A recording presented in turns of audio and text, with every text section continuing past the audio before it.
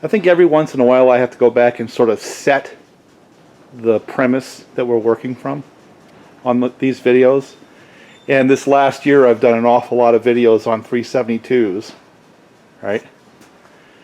And we started with this one down here, where that's a John Thread 2171 that has the Husqvarna 51.4 millimeter top end on it, the XPW top end. One of my favorite builds, by the way. And this one right here was actually done many years before. This is one of the early videos, this saw right here, which was the 365 Special Original Edition with a 51.4 millimeter cylinder on it. Very, very cool saw. Runs strong. It's had a fair amount of time in the videos. One of my favorite builds. And of course, these right here is some blend of junk. A junk pile saw. It's also a strong saw. Where I want to go with all this is Husqvarna's been building saws for a long time, and the 372 has been one of the pro saws. Gets a lot of exposure, and of course I do a lot of taking dead ones and bringing them back to life. And I think the perception is, for example with these right here, is that somehow they're less reliable than some of the other saws in the marketplace. Well, I don't think so. That's not where I'm going with this. The premise of my channel is about do-it-yourself types, taking junk piles and lower cost options and turning them into usable saws. So, point number one, relative to the 372 X-Torqs, instead of looking at this as, oh my god, all those X-Torqs are blowing up, that's not the case. I've got one right here, it's a 2012. So if that was a true, this would have blown up years ago. This is one that has copious amounts of hours on it from a logger. And the fellow who owns this 572 also has an earlier 372 X-Torq that has run probably more hours than all the hobby saws on the channels put together, and still runs fine. So it's not like every X-Torq is just going to blow up just because the ones I have in the channel have these wasted cases. That's not the takeaway. The takeaway is when you do have one that blows up, what do you do next? And that's where I step in. It's not about trying to predict what's going to happen to your X-Torqs. It's saying, okay, now that you have one that statistically falls into that category of a failure, now what do you do? And point number two is, because I do chainsaw repair, what do I see? I see all the broken saws. Now Bob has made this point, but I really want to make this strongly. All the saws I've worked on over the last 10 years is a small number as compared to all the 372 X-Torqs that have been sold. Even if every one of the X-Torqs that I've worked on had blown up in the same way, it's still a very small percentage of the actual X-Torqs that are out there doing work. And that's a very, very important thing to understand. So when you see me taking dead X-Torqs like this right here, and turning them into things like this, or like this, or like this, you know, don't go away with the concept that yours is going to fail in the same way. And that brings up point number three, which is sort of like a summation. Really what I'm doing here is saying, okay, let's say you do run into the worst case scenario. Where do you go? There's recourse. So that's the worst case scenario right there. You know? And point number four, which is a real takeaway, one of the real beauties about these 372s of any age, it really doesn't matter whether it's a new X-Torq or an older one like one of these. This is started out as an original edition 365, is the flexibility within that model and the options that are provided by other vendors as well as Husqvarna within that model means that even when you have catastrophic failure like this, you can still build it into something like this and still cut wood. And that's one of the big takeaways, I think the most important takeaway. And that's really where I'm trying to go with the channel is, you know, the do-it-yourself types, the old chicken shit, the chicken soup scenario where, you know, you can take just piles of junk and salvage stuff out of them and end up with something like this with the help of both your Husqvarna dealer with the better OEM parts and aftermarket. So hopefully people get it. And the reason I say this is every once in a while I see a message or a posting somewhere that gets the impression that these 372s are somehow blowing up left and right because of what I'm putting on my channel. No, that's not where I'm going with this. It's not the intent, and it's also not the case. And to people who need the empirical data, look at this one right here. There's your 2012 version, which would be right in the power curve if you were to take that assumption of the ones that were maybe statistically more prone to that kind of failure. There it is. That was a logger saw. Actually, that came out of a logger's camp that was an Amish. And let me tell you what, that saw got abused. And there it is. And that's why I keep it. I keep this around, this saw right here around as a reminder. So when I do this video and ones like it, people recognize that not every 372 X-Torq is going to come apart in your hands. What I'm about, again, the repeat, is, you know, you get the one saw. It's not the end of the world. Look at all the options you have to turn it back into a running saw. That is as compared to some of the other models. I have a bunch of junk pile saw projects ahead, some from other brands. But I always keep coming back to these darn 372s because there are just so many things you can do with that chassis. It's the easiest chassis to build, no matter how badly it's been damaged. A lot of it has to do with the aftermarket, but a lot of it has to do with Husqvarna itself. Like when I was getting these 51.4 millimeter top ends, like I have on this saw right here and this one right here, the price point is just not that much more than some of the aftermarket, the better aftermarket ones. You know what I'm saying? So Husqvarna themselves have made it easier for you to take some of these older saw chassis and turn them into really, really cool saws. And I have to tell you, OEM parts, they're going to outlast the aftermarket parts, which is really the fifth takeaway of this. And I found that out pretty much over and over. Now, just because you have a Husqvarna 372 X-Torq, don't go thinking it's going to go blow up in your hands. It's probably not. If you got one of these earlier ones like this 2012 that is still running right now, it's going to run until you get sick of running it yourself. You know what I'm saying? It'll outlast your will to run the saw. You'll want to buy something new like this. Hopefully that makes the point. And again, because I have this trail of parts, doesn't mean that every one of these damn things is going to blow up. In fact, that's not the case. In fact, it's exactly the opposite. Most of them are still out there cutting wood. This one here, the person who owns this 572 who has another 372 in daily use is proof that they can survive the test of time as well. Now, the 572, I think these things are freaking awesome. You know, this is not an ad. This is just my humble opinion. Because what Husqvarna did is they kind of went against the grain on what you would think a company would do based on the marketing trends driven by the online community. And instead of hitting for numbers and spec sheet numbers and stuff like that, the Husqvarna appears to have gone right to the heart of reliability with bigger bearings and cranks and stuff like that. So while the 572 may have a little more weight than some of the competition, if I was a betting man, my hunch is you're going to find these darn things running for decades. That's one of those saws that'll be like that one. Gee, it's not like the first time Husqvarna has built a really reliable chassis. And my hunch is those things will be around for a very, very long time.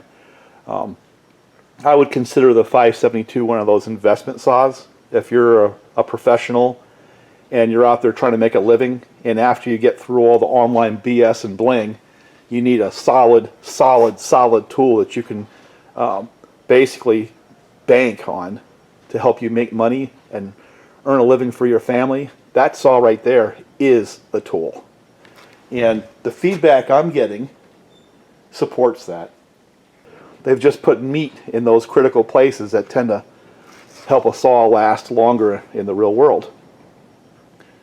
Where I'm going with that is it's not like Husqvarna is new to the idea of building solid chassis that last and pass the test of time. That set of cases that 272 top end sits on was built in 1978. I don't know if the camera will pick it up. And it is on the original set of bearings. It's just a well-designed, well-sorted out tool. And that whole 200 series of Husqvarna, the 272 series that goes back to these 61s, awesome. For the do-it-yourself type, that is another chassis like the 372s that I work on, where there's just a gazillion ways you can turn them into a useful saw.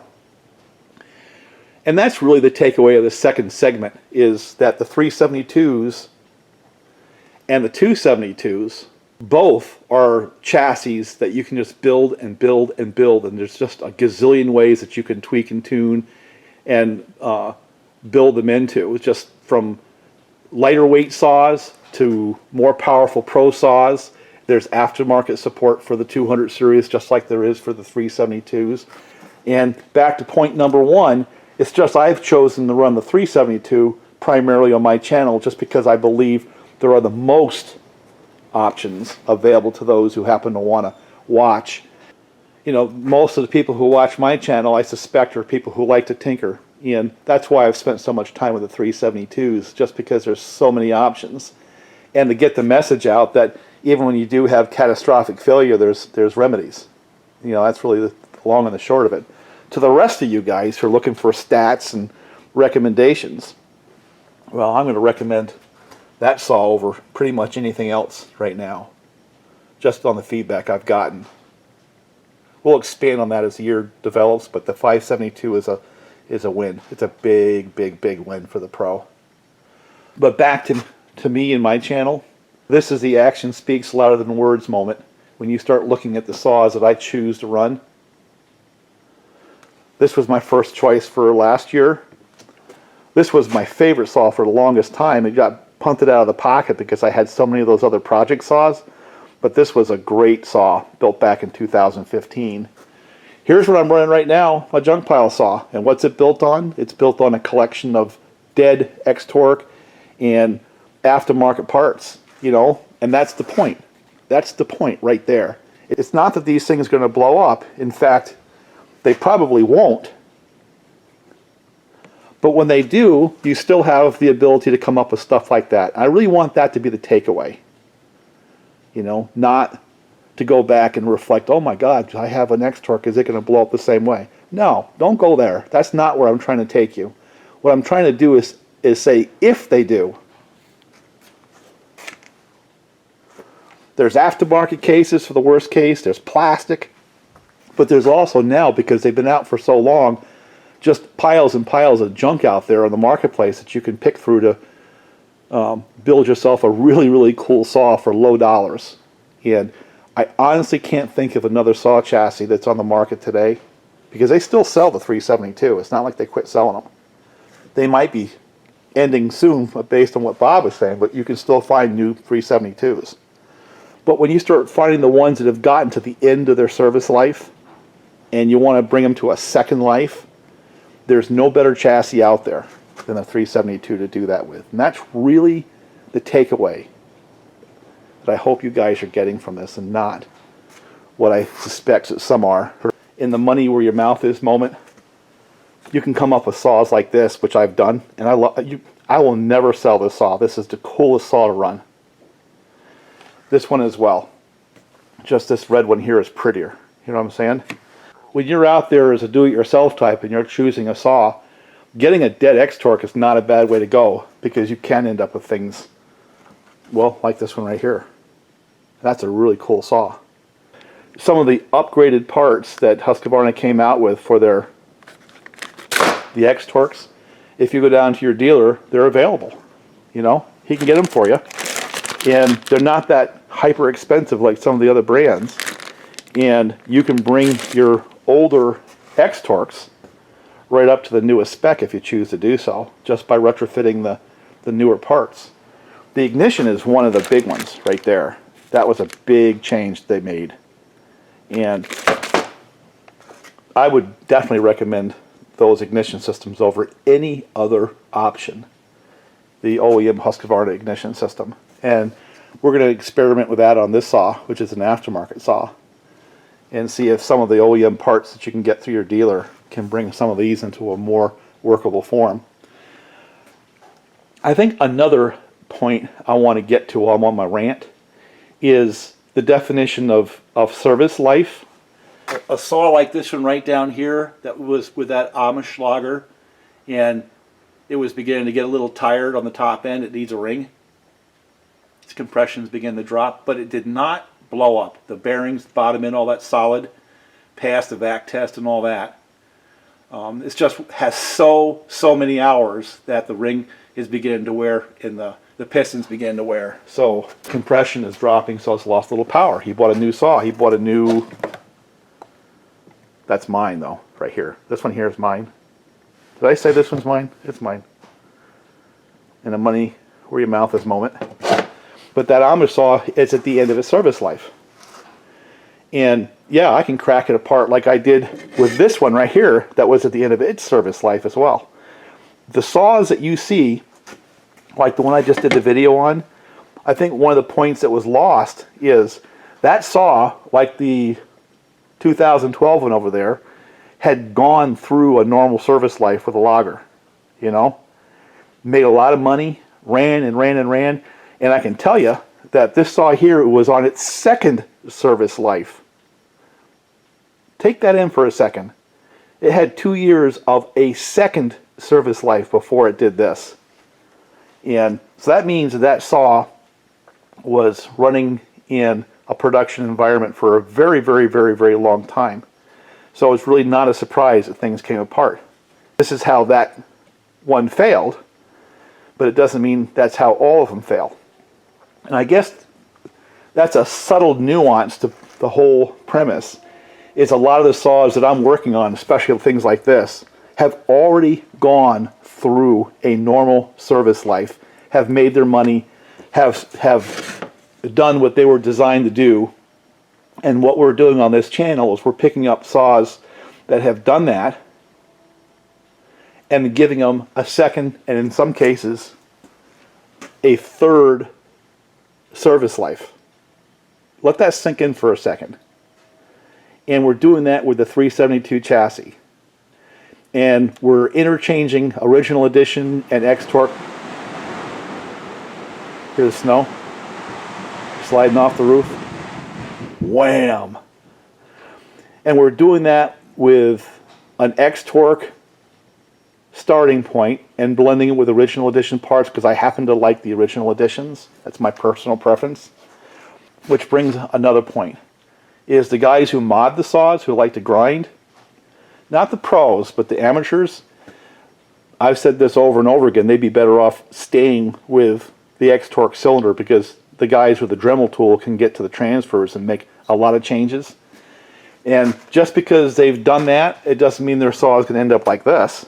My hunch is most of the guys who'll get into the saws as a hobby, they might run them in the fall doing firewood and stuff like that, but they live their normal life during the rest of the year, will never, ever, ever run their saw as much as this saw did on its first service life, much less its second, and then now the bones on its third service life.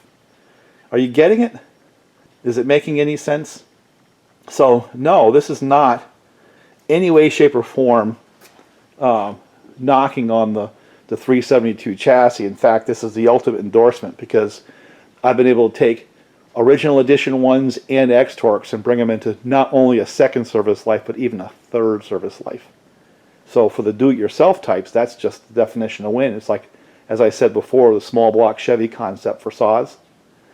And yeah, I mean, you can still buy these in the X-Torq form for a little longer, but this is what's going to replace the 372, and I think it's a worthy replacement.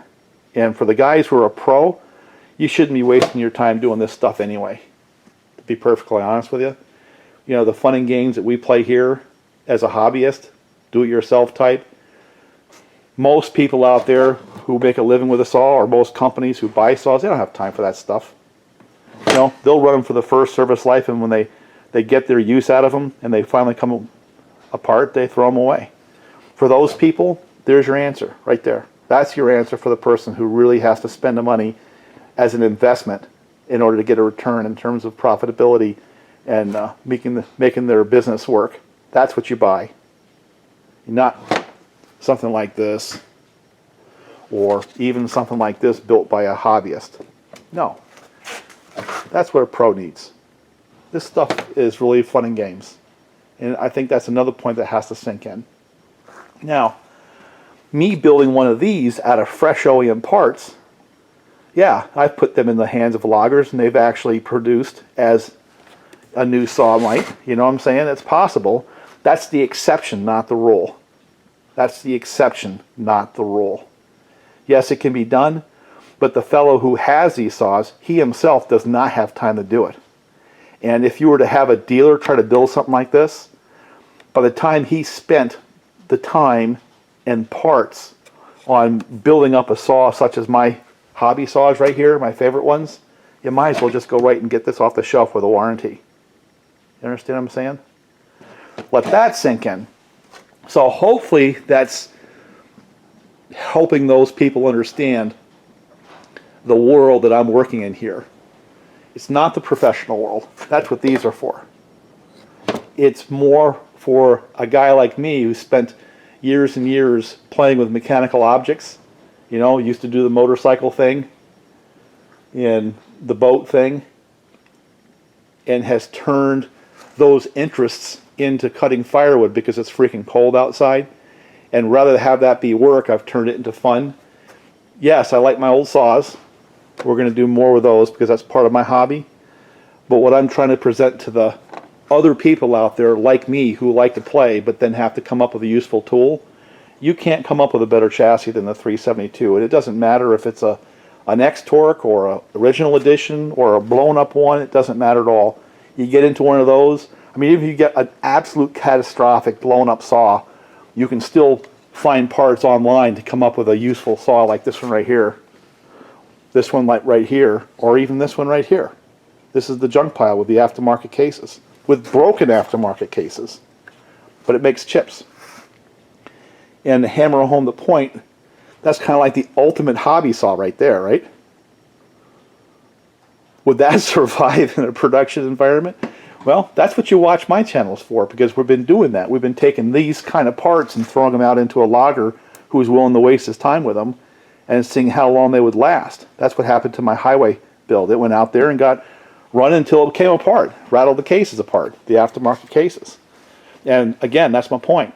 Most people would have that highway saw and they would never wear it out. But you put that into the jackhammer of real logging life and it didn't hold up. The way that old 2012 372 X-Torq held up. That one there has infinitely more hours on it than that highway build with the aftermarket cases. Let that sink in for a little bit. So hopefully you get it. I'm going to throw this up as a rant video. Love my 372s and all the variants. This is my favorite variant. And I really appreciate the fact that you can get better OEM parts for a reasonable amount of money, top ends included. But I also appreciate the fact that there's so much aftermarket support that you can even come up with these complete saws that are on the chassis that you can go the other direction and start putting in things like OEM parts, which is kind of where we're going to go with that saw. And all that's because the 372 and all the iterations was just a great design from the get-go. And no, not every X-Torq is going to come up like that. You know, but the point is if they do, you can still come up with a saw like this. And it's because of the versatility of that chassis. That's the takeaway. You know, and I guess the last point to reiterate is this hobby saw right here with its aftermarket cases. There's no way it'll ever last as long as this now defunct 372 X-Torq in its first service life. All right, understand what I'm saying? So most of you hobby guys, don't be afraid of this stuff either, because chances are, just because I can get a guy to go run them every day for a year, and they come apart, chances are you'll never run your saw that long. So even with a build like this, you'll have a lot of fun with it. It'll give you years and years of useful fun, because of the time frame that you actually use it as a working saw a few weeks out of the year. You know, think about it. On that highway saw, I got run for, say, 6 months, 24 weeks, full time. Which means if you run your saw, say, a week out of every year doing your firewood, that's 24 years of use.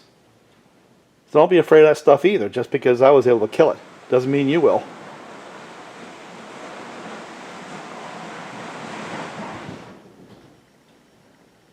A lot of the hobby saws end up like here. You think I'll ever wear those saws out? No matter how compromised the internal parts are? Those 4 in the top, they'll be there when I'm dead. You know, I may put a couple weeks on them, they get put up there. So even if they had the subpar components, I'll never wear them out. I'll have a lot of fun doing them. And I think that's really the final point. That's the difference between the hobby world and the professional world.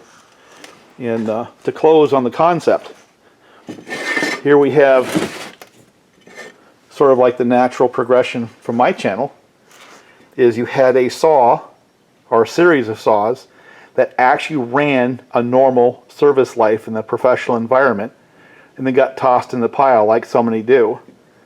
And the only reason why you found out anything about these saws is because the design was so versatile that I was able to do something like that with a combination of junk pile, past service life, OEM parts, and aftermarket parts. And I want you to contrast that with so many other saws that are on the market, even now, where once they get past their normal service life, like this one did the first time around, not the second or third, they get thrown away. And since the cost of bringing them back to a useful condition is so high, they stay in that pile and eventually go to scrap. Not the 372s and not the X-Torqs. I was able to take 372s at the end of their first service life, and I've built a fair number of them now that are well into their second service life.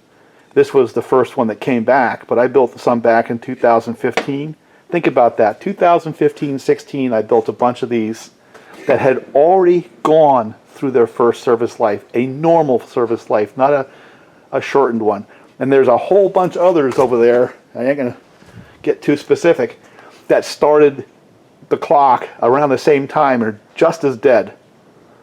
The cost of bringing them back to where they could run a second professional level service life was just too high, where this set of cases went through, count them, 2 useful professional level service lives, and now have gone into the, damn man, that stuff is coming off. I sure hope the dogs don't get in the middle of that, it'll crush them. So now we're into the bones of saws that have come back from a second level professional service life and are going into a third service life as a hobby saw. Just think about that for a second before you start bagging on the 372s or think that I am. That's really where I'm coming from. And I think I'm going to put this video up as a video in of itself. And these guys right here, I bet they don't last. As much as I like them, don't get me wrong, they're cool, but I don't think they're going to last as long as that one did on its first service life, to put things in perspective. But that saw right there, in a typical hobby world, being used a little bit every week or a couple of weeks out of the year, will certainly outlast the desire to run it. And with the addition of some good OEM parts, can be a really serviceable saw and decent to run. It'll never last as long as this one did, as I show up the bones here, but it'll certainly last as long as that one, right?